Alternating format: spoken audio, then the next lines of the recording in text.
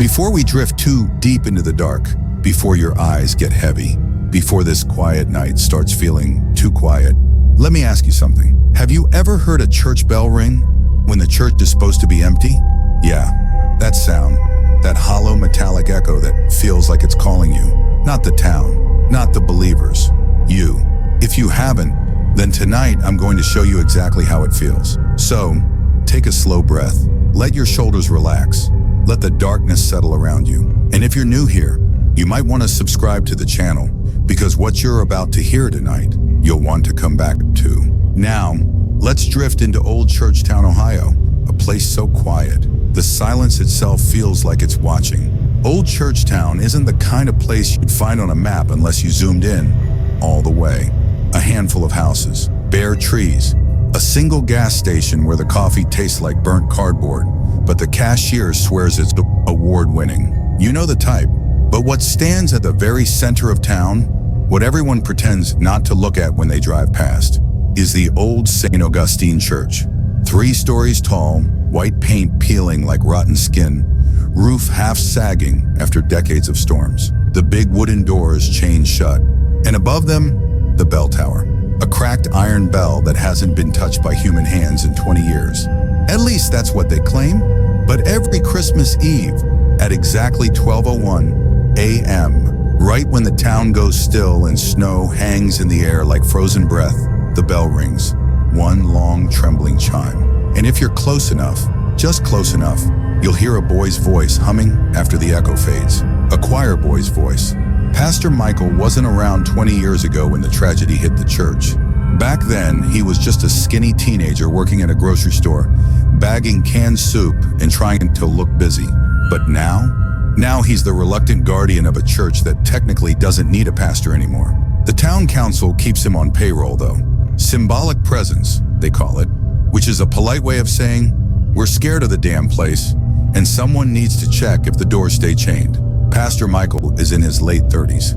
Kind face, a voice that always sounds like he's choosing every word carefully, as if he's afraid of waking something up. He lives in a small parsonage beside the abandoned church. Lights always dim, curtains always drawn, except when he feels the bell tower vibrating at night. Then he stands very still in his living room, hands trembling around a cup of cold tea, just listening. And yeah, he hears the humming too. He never tells anyone, but he hears it. Sophie isn't from Old Churchtown. She's a 29-year-old journalist from Columbus. Smart, sarcastic, and allergic to sleeping early. She runs a small online column called Strange Truths where she writes about unsolved mysteries, forgotten towns, and weird history people pretend never happened. So when she hears about the silent night bell from a random Reddit thread, she doesn't just shrug it off. She packs her recorder, 3 granola bars, a half-charged power bank, and drives 4 hours straight into a snowstorm. That's Sophie. She likes answers, even the ones she shouldn't find. His name was Elias, 13 years old, quiet, brilliant voice. The kind of voice that made grown men cry during Christmas Mass. 20 years ago, during the church's Christmas Eve service, he went missing between the evening rehearsal and the midnight Mass. They found him hours later. Not outside, not in the woods, not kidnapped, but inside the church, right on the altar, throat slit, hands folded neatly over his chest, and his choir robe still warm. No footprints, no forced entry, doors locked from the inside. The only thing out of place, the church bell had rung around the time he died, even though no one had climbed the tower. The town never recovered. Families moved away. The mayor resigned. And the church was locked forever. No suspects, no answers. Just the annual bell and the humming. Sophie enters the town just past sunset. Snowflakes swirl like ashes. Her car headlights slice through the fog as she parks near the church gate. She steps out, boots crunching on ice, breath fogging the air. Her recorder is already running. December 23rd, she whispers into the mic. Old Churchtown, Ohio, investigating the unexplainable bell phenomenon tied to the 2004 choir boy murder. Locals say the church is cursed. I don't believe in curses, but I believe in patterns. The church looms in front of her, tall, black in the fading light, windows hollow like empty eyes. She tries the chain. It's cold, too cold, like it had been chilled from the inside. She shivers. Then she hears footsteps behind her. calm, slow, deliberate. She turns and nearly drops her recorder. Pastor Michael stands there, bundled in a thick coat, scarf wrapped around his neck. His eyes look tired. Not angry, not surprised, just tired. "You must be the journalist," he says quietly. Sophie forces a smile. "And you must be the pastor who doesn't believe in ghosts." He doesn't return the smile. "That church doesn't need a pastor," he says. "It needs to be left alone." She raises an eyebrow. "Then why does the bell ring every Christmas Eve?" Pastor Michael looks up at the tower. The wind pushes loose snow from the roof, making it look like the church is exhaling. "I don't know," he says, but he's lying. Sophie can hear it in his voice. Before she can ask more, the bell tower groans. Just a little, like metal shifting. She glances up sharply. Nothing moves, but she feels something watching. Pastor Michael reluctantly offers her a place to warm up. The parsonage is small, cozy, filled with the scent of old books and peppermint tea. Sophie sets her recorder on the table. "Tell me about Elias," she says. Pastor Michael flinches. "Why that name?" he whispers. "Because that's the boy who died here." Pastor Michael sighs, fingers tightening around his mug. He wasn't supposed to be at the church alone that night. His parents trusted the choir director. "Everyone did," Sophie nods. "And you think the killer was someone from the church?" Silence. But not just silence. A pressure, a heaviness in the air, as if someone else is listening. Pastor Michael's eyes drift to the ceiling, toward the bell tower. "That church is not empty," he says softly. Sophie leans closer. "What do you mean?" He swallows. He sings, every year, the same song, Silent Night, only slower, wrong, twisted somehow.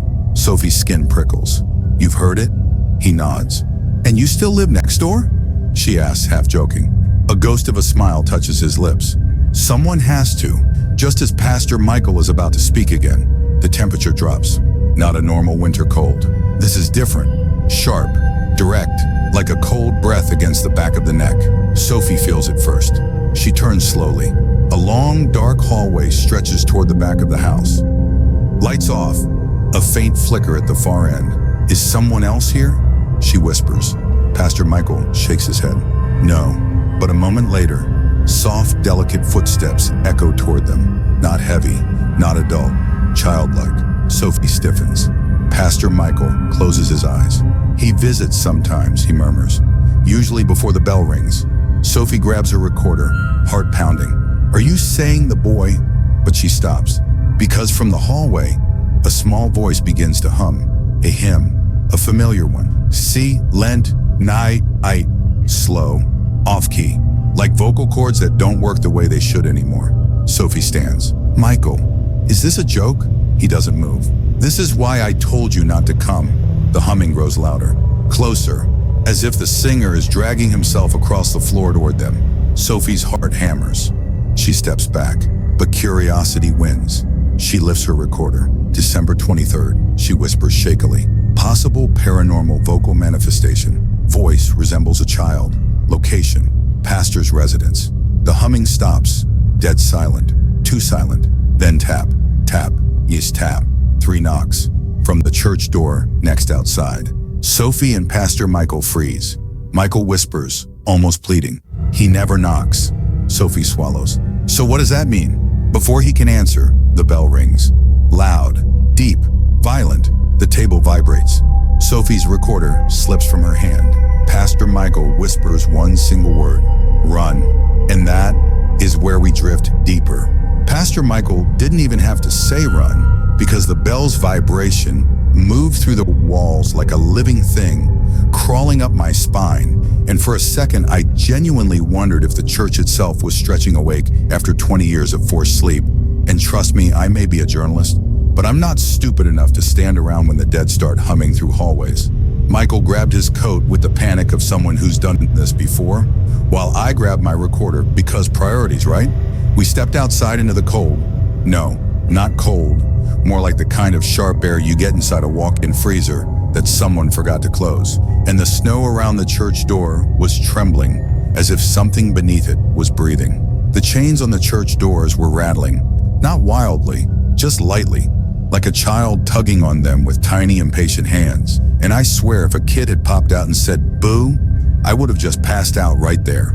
Pastor Michael kept murmuring under his breath, something I think was supposed to be a prayer, but honestly, it sounded more like the panicked mumbling you make when you pretend that you're fine, but your entire soul is screaming. The bell in the tower swayed slowly, way too slowly for any human hand to have just rung it, like it was moving through water instead of air. And I felt this weird, heavy pressure on my chest, almost like when you remember a nightmare but can't fully place it.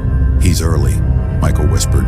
And when I asked what that was supposed to mean, he just gave me this tired, defeated look, the kind people give when they know something you don't, something you probably won't like. The air grew heavier, darker, and the snow around the church started melting in a perfect circle, like something warm was standing right up there, invisible but very much present. And I suddenly felt this tiny tug on my coat sleeve. Not hard, just enough to say, "I'm here."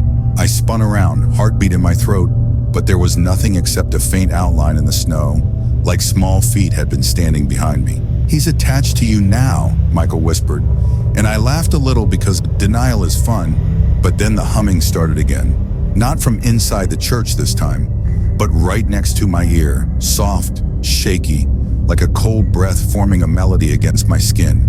I stepped closer to Michael without shame, because survival first, dignity second, and he nodded toward the graveyard behind the church, saying that if I wanted to understand this place, understand Elias, I had to see where it all started. And honestly, I didn't want to go, but at that point, curiosity had already killed about 3 of my brain cells. So why not keep going? The path to the graveyard felt wrong, like the snow didn't dare fall there, and the trees bent inward as if they were eavesdropping. I walked slowly, every step crunching under my boots like bones snapping, and a part of me kept waiting for a small hand to slip into mine. The headstones were old, cracked, leaning toward each other like tired old men gossiping in the dark, and in the center of them all was a newer stone, cleaner, smoother, with the name Elias Carter, beloved choir boy, carved neatly across it. Someone had left a hymn book on top of the grave, pages fluttering even though there was no wind, and the air around it felt heavy with something that wasn't sorrow, wasn't rage, something more complicated, like a memory that refuses to die. Pastor Michael stood behind me, his voice low as he told me Elias's death wasn't just a murder, it was part of an old ritual buried under church tradition, a secret the town elders had tried to erase. "The boy was chosen," he said, and I almost laughed because no one chooses to die on Christmas Eve. But his expression stopped me. He explained how the church used to perform a midnight blessing meant to cleanse the land. But over the years, the ritual had twisted into something darker, something that demanded a voice, specifically the purest voice among them. Elias hadn't been killed randomly. He had been sacrificed. And the worst part? The killer hadn't been caught because the killer had been protected. This whole town had been built on quiet agreements and sacred silence. And that silence? It was cracking. The bell ringing every Christmas Eve wasn't just a haunting, it was a warning. I knelt beside Elias's grave, brushing snow away from the hymn book, and the moment my fingers touched the cover, I felt a pulse, soft but unmistakably real, like a heartbeat under frozen ground. A soft whisper slid through the air. My name stretched thin and fragile, and I felt that same tug on my coat again. Except this time it wasn't playful. It was desperate, like a kid begging for help. Pastor Michael stepped back, whispering that Elias had tried to communicate before, but never this strongly, and that something must have changed now that I was here. Maybe it was because I wasn't from this town. Maybe because I didn't carry the guilt everyone else did. Or maybe, as creepy as it sounds, the boy liked me. The snow around the grave shifted, forming small handprints, 5 of them, right at the foot of the stone, and I felt a cold pressure on my shoulder. Not malicious, not angry, more like lonely. I whispered, "Elias, what do you want?" And for the first time, instead of humming, he answered with a single word, carried on a breath colder than the night air. "Justice." And that was the moment I realized this wasn't a ghost story. This was a case, a murder, a ritual, a cover-up. And the dead boy wasn't the threat. He was trying to lead us to the real danger. And somewhere in the dark behind us, something else was listening. Didn't even realize I'd stopped breathing until the word justice faded into the cold air, like the night itself swallowed it. And for a second, I just sat there by Elias's grave, wondering how exactly a dead 13-year-old expected me to solve a 20-year-old murder in a town where no one even makes eye contact at the gas station. But hey, I've done dumber things, so maybe this was still an upgrade. Pastor Michael looked shaken, like he'd just heard a ghost. Well, technically he had, but it was more than fear. It was guilt, heavy and old, the kind you don't wash off no matter how many prayers you whisper. I asked him straight up what he knew, because at this point subtlety was dead, but he just stared at the church behind us. That old abandoned building, looking way too awake for something condemned. The windows flickered, like candlelight moving behind them, and I joked, very badly, that maybe the electricity bill finally got paid. But Michael didn't laugh. Instead, he whispered that no one had been inside that church since the night Elias died, not even him, because the door would only open for one person, and that person wasn't alive. Yeah, great. So comforting. Suddenly, the wind changed direction, blowing against us like it wanted to push us back toward the church. And that humming started again, but not the innocent kind this time. It was layered, low, like multiple voices humming the same hymn, slightly out of sync, the kind of sound that slides under your skin and makes your bones feel hollow. Michael retreated a step, but I moved forward, because curiosity is apparently my worst personality trait, and as I got closer to the church fence, the chains on the front door rattled, not like before, not like a child tugging. This time they shook like someone was yanking with both hands, desperate, furious, impatient. I felt that tug on my coat again, stronger this time, pulling me backward, and I swear I heard a child's voice whisper, "Don't," soft but urgent, like he was trying to save me from something he didn't have the strength to fight. I whispered back, hoping the universe had a good wifey connection to the afterlife, asking what he wanted me to see, and that's when the world went quiet. Too quiet. The type of silence that doesn't just fall, it lands, like a weight. Then the graveyard lights flickered, except there were no lights. The glow was coming from the church windows now, soft at first, then growing brighter, goldish, warm, almost holy, the kind of light you'd expect angels to appear from. Except this wasn't heavenly. This was wrong, twisted, like something pretending to be sacred but failing miserably. Michael whispered that the light hadn't appeared since the night Elias died, and I could hear the fear in his voice like it was sitting on his shoulder. The snow at our feet melted again in that perfect circle, and the small footprints reappeared, but now they were pacing, left, right, like Elias was walking nervously, trying to guide me, or warn me, or both. Then I heard it, a second bell, not from the tower, from beneath the ground, a deep metallic toll, as if there was another bell buried under the church. Something older, something bigger, and each ring made the earth vibrate under my boots. I grabbed the fence, steadying myself, and that's when I noticed the pattern. Each toll of the buried bell matched the pulses I'd felt earlier through the hymn book. It wasn't random, it was communication, a signal. Someone or something was calling for help. And then the graveyard shifted. I'm not joking. The earth literally shifted. A ripple of movement under the snow, like something was crawling beneath the surface, heading straight toward the church. Michael shouted my name, but I was stuck, frozen between fear and fascination, until the ground in front of me cracked open just slightly, enough to reveal a sliver of wood underneath, a coffin lid, not Elias's. His grave was untouched. This one was older, darker, unmarked, and the air pouring out of that tiny crack smelled like dust, rot, and something metallic. Blood, maybe. The humming grew louder, but now there was a second melody underneath it, disharmonized, angry, like another presence was fighting back. Elias's small handprints appeared on the snow again, this time forming a circle around the cracked ground, like he was trying to contain it, and the temperature dropped so fast I saw frost forming on my sleeves. Michael grabbed my arm, telling me we had to leave, that the other one was waking up, and I stared at him, demanding answers. Because when someone says other one, you really want to know what the hell that means. He finally broke, whispering that Elias hadn't been the only sacrifice.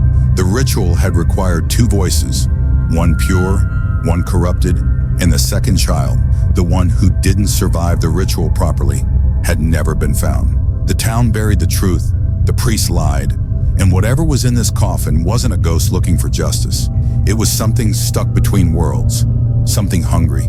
The humming stopped, everything stopped, and then something knocked from inside the coffin, 3 times, slow, heavy, deliberate, and in the faintest voice, A whisper leaked out through the crack, but it wasn't a child's voice this time. It was deeper, older, and it whispered my name, Dot. The moment that deep, almost ancient voice whispered my name from inside that cracked coffin, something inside me tightened. Not fear exactly, more like the heavy realization that I had just crossed a line I didn't even know it existed. And honestly, if there was ever a perfect time to run, that was it. But apparently my survival instincts were on vacation because I stayed frozen, staring at the tiny strip of darkness between the splintered wood, waiting for something I really didn't want to see. Pastor Michael pulled me back hard, his grip shaking against my coat, and whispered that if the second child woke up fully, the ritual from 20 years ago would restart, meaning whatever horror was trapped down there would be free again. And I joked, again, badly, that maybe we should have come earlier in the day when demons usually nap. But he didn't laugh, just kept dragging me toward the gate like a desperate babysitter trying to save a very doomed kid. The bell in the tower suddenly rang again, louder than before, echoing across the graveyard with a metallic shriek that felt like it was splitting the sky open. And the buried bell beneath us answered with a deeper toll, the two bells clashing in a rhythm that felt like a heartbeat accelerating into panic. Snow lifted from the ground in swirling spirals, as if invisible hands were scooping it upward, and the footprints around the cracked coffin began to distort, stretching, warping, like Elias was struggling against something pulling him away. I felt a cold hand grip my wrist, not tight, not painful, just pleading, and I knew it was him, the choir boy trying desperately to keep me from going any closer. But the second presence was stronger, older, like a shadow that never forgot it existed. The coffin lid shifted just an inch, but enough to release a long, slow exhale of air so cold it burned my skin, and a voice spilled out, rough, broken, like someone who hadn't spoken in 2 decades was trying to relearn the shape of words. It croaked a single sentence, my full name, followed by a rasping whisper that said, "You're late," and honestly, I almost passed out because I had absolutely no plans to be involved in anyone's supernatural schedule tonight. Pastor Michael shoved a small silver cross into my hand, whispering fiercely not to drop it, telling me the only way to stop the second child from rising was to bring Elias inside the church, to the altar, to the place where the ritual first began, and force him to finish the hymn that was interrupted the night he was killed. I stared at him like he'd gone insane, because what kind of plan is take the ghost kid into the haunted church and let him sing the cursed song? But he insisted it was the only way to separate their souls, to close the connection that bound the 2 sacrificed boys together. The bells rang again, this time so violently the snow on the roof slid off in sheets, and the ground buzzed like electricity crawling through dirt. When I turned back to the coffin, a hand had slipped through the crack, pale, thin, fingers bent at unnatural angles, nails long enough to scratch across the wood like chalk. The hand didn't reach for me. It reached toward Elias's prints, dragging across the snow as if trying to grab him, and the boy's humming suddenly turned into a sharp, scared wail that echoed through the graveyard like a wind made of sorrow. I told Michael to run ahead and open the church door, and for once he didn't argue. As soon as he left, the world felt colder, darker, as if the night itself inhaled. I whispered to Elias that we needed to go inside, that I knew he was afraid, that I was too, but we didn't have another choice. And the small handprint in the snow pressed down firmly, like a child gripping my fingers, ready but terrified. The coffin lid jerked violently, slamming upward then falling back, as if something inside was throwing its weight against it.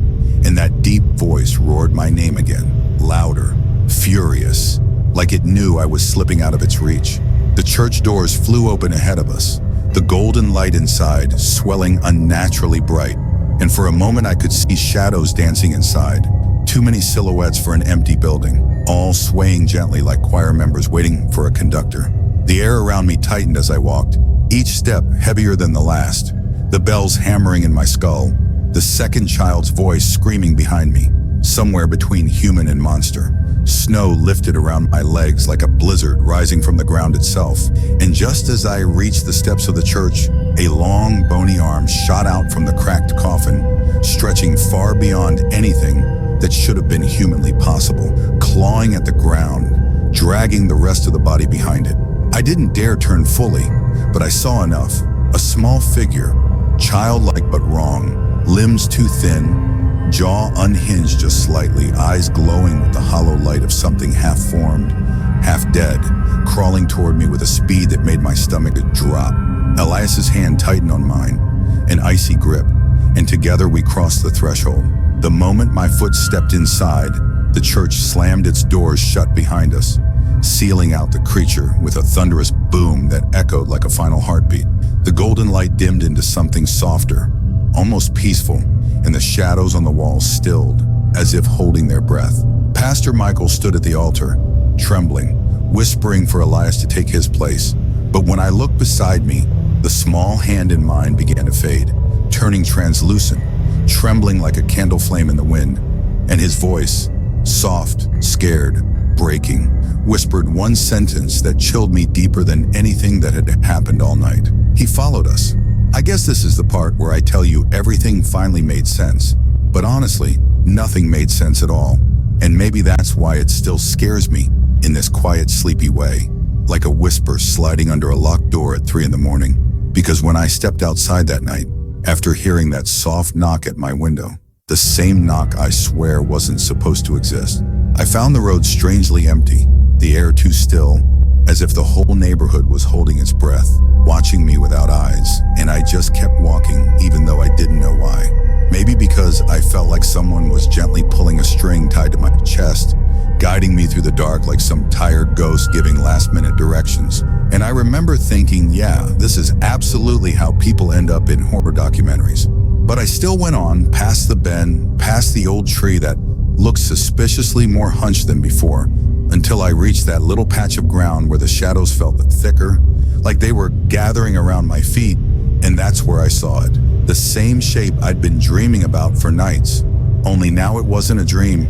It was standing there, tilted slightly, head too low, like it was listening to something under the earth. And when it finally raised its face toward me, there was nothing there. Not darkness, not emptiness, just nothing. The kind of nothing that makes your bones want to step backward before your brain figures it out. And I heard myself whisper something like, "Hey, buddy," because apparently that's my survival instinct. Awkward sarcasm in front of supernatural entities. But the thing didn't move or lunge or do anything dramatic. It just stared, or whatever staring means when you don't have a face. And then it slowly lifted its hand, as if offering something. And when I squinted, I realized it was holding my phone, the one I dropped inside my room 2 hours earlier, even though I'd locked the door. And that's when a very calm, very rational part of my brain said, "Nope," and I stepped back, and the creature's hand lowered, almost disappointed, almost human, and it whispered, yes, it whispered, in a voice that felt strangely familiar. "You left the window open." And before I could react or scream or pretend this was all a very weird sleep paralysis episode, the thing simply dissolved into the cold air, like smoke forgetting it was supposed to stay together, and everything went silent again, painfully silent. So I just picked up my phone because, priorities, and walked back home feeling like someone was walking just a few steps behind me, but too polite to admit it. And when I finally reached my room, I checked the window, and yeah, it was wide open. Not cracked, not nudged, open, like someone had slipped out or slipped in. And I guess the scariest part isn't that the creature existed, or that it knew my voice, or that it touched my phone. It's that ever since that night, whenever the house gets really quiet, I hear that same soft knock on the glass. Gentle, patient, almost friendly. And sometimes I hear a whisper saying the same thing over and over again, like a reminder I never asked for. "You left the window open," even when I'm absolutely sure I didn't. And maybe that's just how these things go. Maybe some stories don't end neatly. Maybe they just follow you around like a shadow that's a little too curious, waiting for that one moment when you forget to close the window again.